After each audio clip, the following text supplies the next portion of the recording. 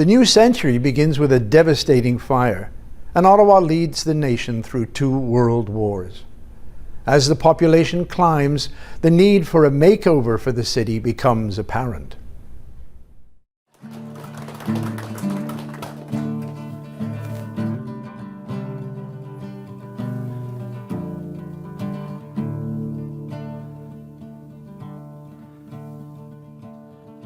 Ottawa, April 1900, first spring of the century. Sunshine and the south wind blowing, live sparks from a loose chimney. Fire soon begat fire, running hard from roof to roof. Crossed the river on the flat land, wind in their faces tells the truth. Hell's a-comin', it's coming this way. It's a day of reckoning, reckon we better pray. 1 p.m. the flats caught fire, wild-eyed horses in the street. More fire than firemen, and the air full of ashes and defeat. So your house and home abandoned, put your back to what used to be, and head for the cool high ground. Down here there is only destiny. Your part. And the great fire of 1900, it burned on and on and on. And the great fire of 1900, it burned on and on, it burned on and on, it burned on and on and on. Down the map to the open fields, rich and poor homes took the blaze, till a line of blackened citizens put an end to the fire's rage. Paupers and prime ministers watched the bonfire from on high, as the orange died to destruction and the scorched earth gave a great sigh.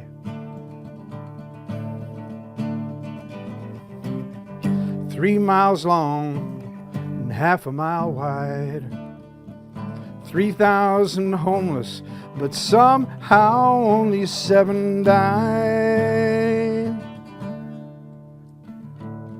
Next day in the nearby church, well, the homeless, they prayed again, even as the flats began to rise from the ashes of what might have been. Well, it's just a page now in your history books, and an inch of ash below ground. But the flame never really died that day, it just moved to another part of town. And the great fire of 1900, it burned on and on and on. And the great fire of 1900, it burned on and on, it burned on and on, it burned on and on and on.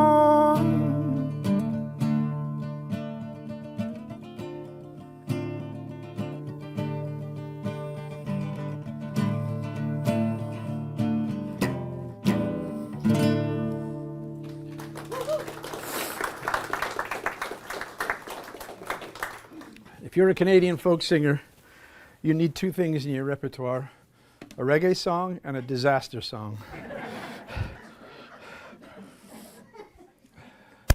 So that's my... Well, it's a bit of both. It's a bit of both, yeah. We left off at 1900, and this is a postcard from 1900. And according to them, there's the Parliament buildings in the Rideau Canal, and there's the Rideau Canal in the Parliament buildings, and the Parliament buildings in the Rideau Canal, and the post office. We saw that last week. Yeah. And there's Wellington Street, 1900, all quiet. As I mentioned, you can see all the various forms of transport in there. So nice and quiet, and then that's LeBreton Flats. That's what I just sang about, the Great Fire of 1900. It started in a chimney fire over in Hull, which was a frequent thing because they used shingles on the roofs, just being a lumber town, obviously. A lot of the houses built out of wood, and it caught in a chimney and just started to go. And crossed over at about 1 p.m. There was a south wind blowing, so it crossed over and it started. This is LeBreton Flats with them, everybody abandoning their homes. One of the more ridiculous parts of it was that a bunch of the boys on the Hull side realized, where there was a lot of taverns, realized that they were being abandoned, and so they started a pub crawl, running into them, drinking as much as they could, and then the place would start to collapse onto the next one. And it moved all the way down. The thing that stopped it going up onto Wellington at the end was that was the escarpment. LeBreton Flats is a result of a piece of limestone with a fault line going like that. So that's how it happened. So where the Juliana apartments are, that it sort of diverted the fire and it headed down south towards what was then in the experimental farm being built, and a line of citizens started essentially a bucket brigade down on Carling, by which time it was starting to burn itself out. But it completely burnt out LeBreton Flats and up Bronson, the Bronson Hill there as well. 3,000 people homeless.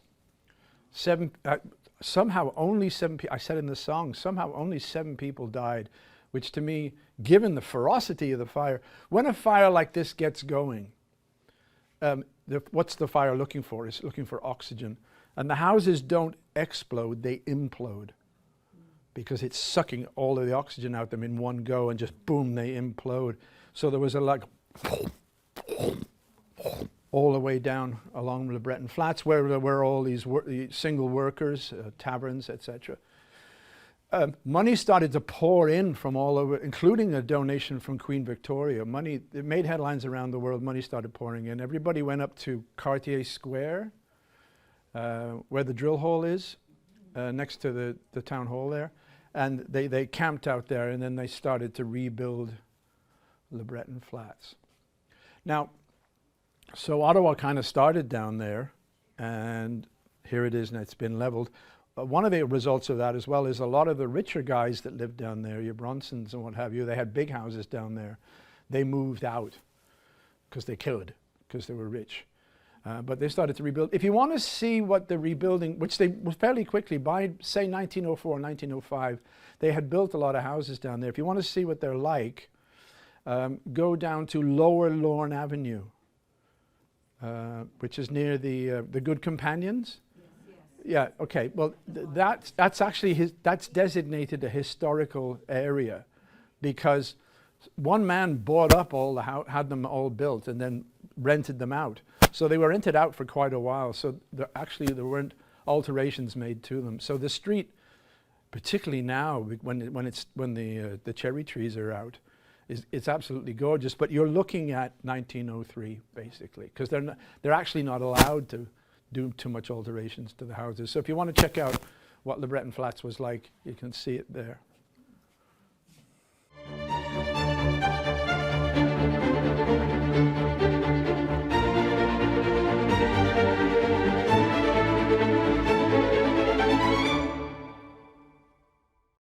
This is the Ottawa Public Library. As I mentioned last time, you needed a bylaw levy in order to have a library. And they actually, just before the turn of the century, 1899, they had a vote on it, and it was actually turned down. Ottawa was saying, not that it didn't want a library, but the Upper Town and Lower Town were rivaling as to where it should go. To me, the obvious place is Lower Town. That's where the people, what was called home reading, was the ability to take out free books at home and read them. And then, of course, they were delivering books to what were then called the shut-ins. The library would deliver books to people that had to stay at home. But eventually, Upper Town won it, and they applied to Mr. Carnegie. Carnegie was in the process of using his money that he'd made from steel. He was a billionaire by the money at that time, and originally he actually wanted to donate swimming pools to towns. But his wife, one of the things we're going to notice in this 20th century is the influence that women had. There's an old saying that behind every great man is a slightly astonished woman. And in this case, that was true with Mr. Carnegie. His wife said, no. Sans men in sans corpus, a healthy mind in a healthy body.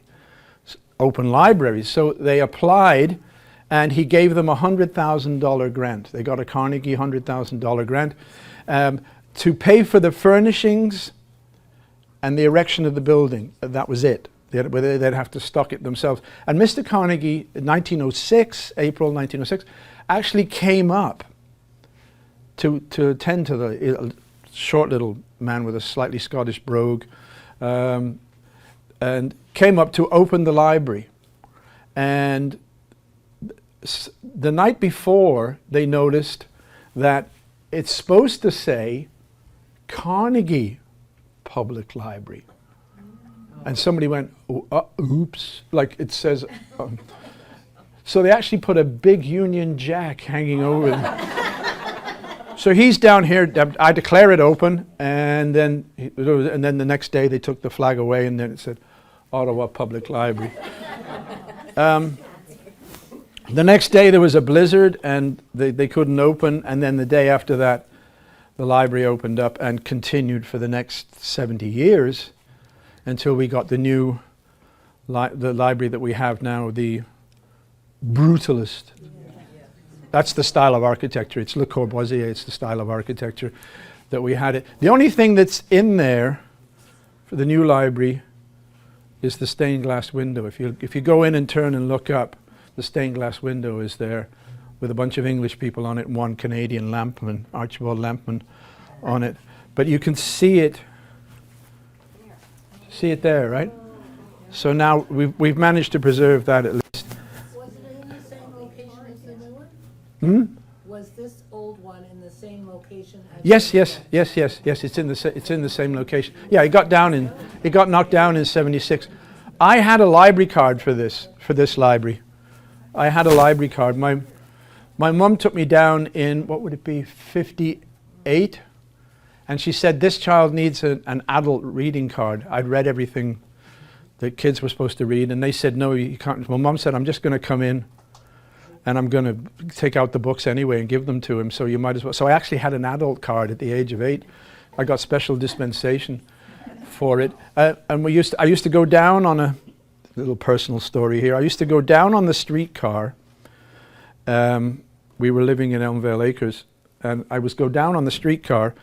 I had the money for the cinema. I think I told you this. I had the money in this hand and then the streetcar in this hand. And then I would go to the library, take out some books, and then we'd go down to the old Roxborough apartments, which is formerly the YMCA. And we'd go in the swimming pool there, and they'd give us a bean feast, but they did it the wrong way around. They gave us the bean feast, then they put us in the swimming pool. Wrong.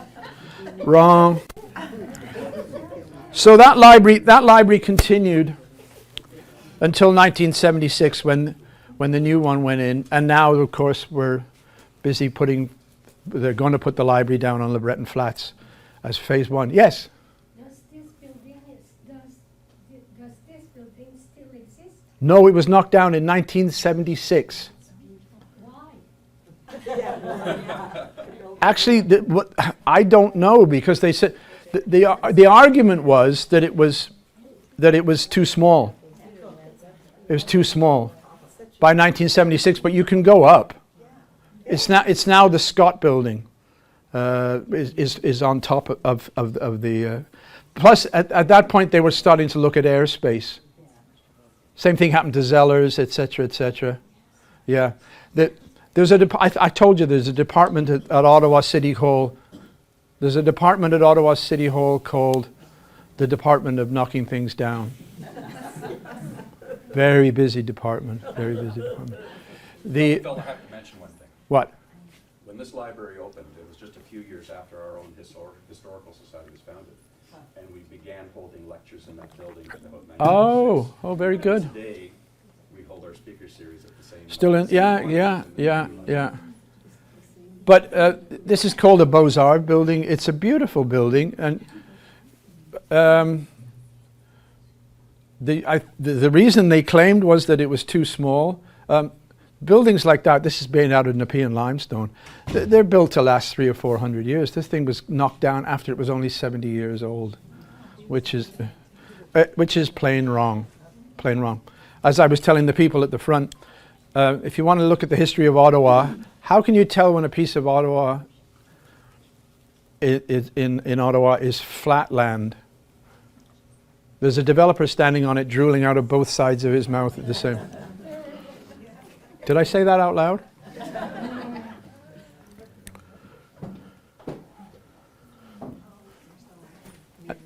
So this is the Victoria Memorial Museum, which again began in 1906, the same year as the library. Previously, the Geological Society of Canada was down on the Bywood Market. You know where the Black Tomato was, or still is? No, I think it's gone now. The Black Tomato, on that corner there with York and Sussex, the Geological Survey was in there, plus the Natural History Museum. The third floor was the Natural History Museum. And it was also used as the National Gallery. In 1882, the Marquis of Lorne had an exhibition there, and that became the National Gallery, and then it moved, eventually ending up in Sadfi's building. So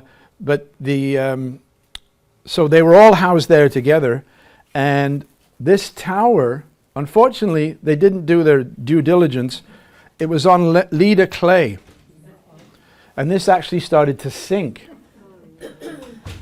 It dropped about 4 feet in the first 2 or 3 years, and then they stabilized it, but and sort of did one of these, don't sink anymore. And eventually, of course, they renovate. Barry Hoban did put the glass tower, which weighs a lot less than this instead.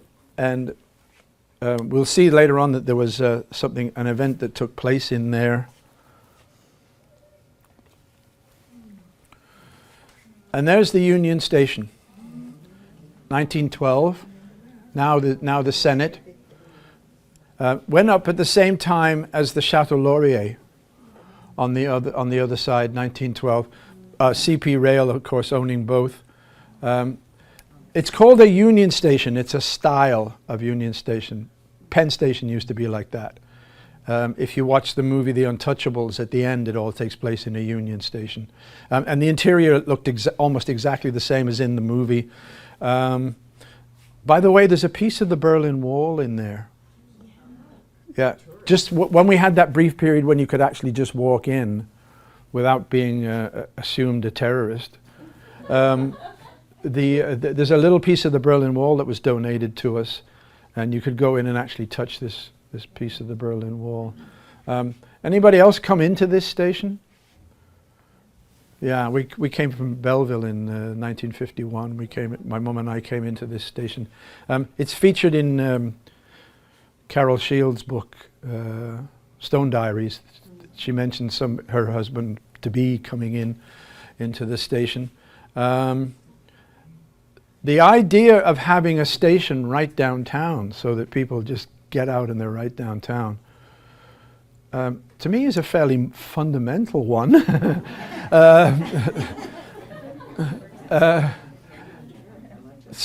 But unfortunately, as we'll see, this building again does not last. This one as a train station. I mean, it's still there. It's been converted in the Senate building. There's a tunnel that goes underneath it into the Chateau Laurier, so that the senators don't get wet. The tunnel was there before that was the... No, the tunnel was there right away. I'm just saying now that's the senators get to use it. Public don't. Yes. How did the trains get in and out? Like, They would along the side of the canal, Yeah. all the way down the side of the canal and out. I think I don't have a picture to see, but Colonel Bytown. on the Colonel By Drive, not Queen Elizabeth Drive. Directly behind it, they would come into it, all the way down the side of the canal. Shunt over to Hull too. And they would shunt over the whole. They would go. You'd have to go down to Broad Street Station then, until they opened this one in about 1920. Yeah, I'm talking when I was a kid. Yeah. Oh yes, okay, yeah. And then, well, it ran over to that was the Canadian Atlantic that went across. Yes, it was, which J.R. Booth, who we saw, had initiated. Yes. What's the building to the left of it? Yes. I worked in the office building that's current, it's old, at Rideau in Sussex. Now, you're- That is where the intersection. Yeah, you're talking about the transportation building. So this is not here anymore. What? No, that building's gone. If you can just hang, I will get to the transportation building. Okay. Yeah. Well, I'll do it now. Yeah, we can edit. So the transportation building is the one you're talking about on the corner of the Rideau Centre. Yes. The old building. Yes. That was built by J.R. Booth and donated to the city. There's another one, his son Jackson, there's a Jackson building down in Upper Town. That's his son. But he donated it to the city, and as we will see shortly, for a while, the 7th floor and the 8th floors were the town hall because there was a fire in the old town hall. So from 1933 to 1958, that was the town hall. Okay, but I'll get back to it. Not that building, the one that's still there, the transportation building, yeah. Capiche? Yeah. Okay.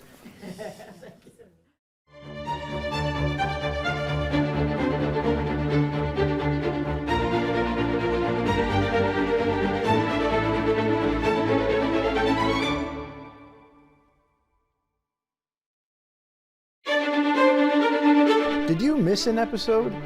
Then go to rogerstv.com and watch The History of Ottawa according to Phil Jenkins online anytime.